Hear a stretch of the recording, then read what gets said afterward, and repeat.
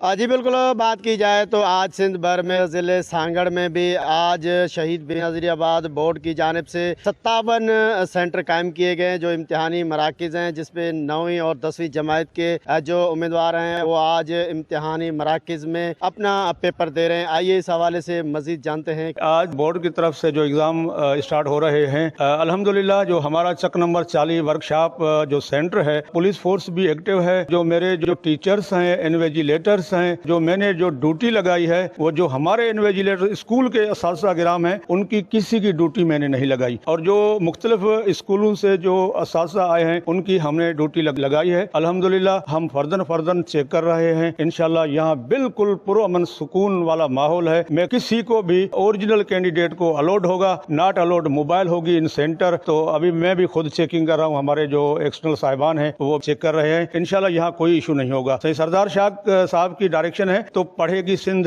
बढ़ेगी सिंध। ये थे प्रिंसिपल गुलाम हुसैन लगारी साहब जो बता रहे थे कि जो इम्तिहानी मराकज़ है उसके 200 मीटर दूरी तक कोई भी गैर मशकूक शख्स को दाखिल होने की कोई इजाजत नहीं है। ताल उन्होंने बताया कि जो इम्तिहानी मराकज़ हैं उन पर सिक्योरिटी अलर्ट की गई है। किसी भी नकल की शिकायत के कोई भी हमें ऐसे मालूमात मिलती है तो हम उसके खिलाफ एक्शन लेंगे। कैमरामैन टीम के साथ सागर दीन मोहम्मद बल्लोच, वॉइस न्यूज़, सांगड़, सिंध।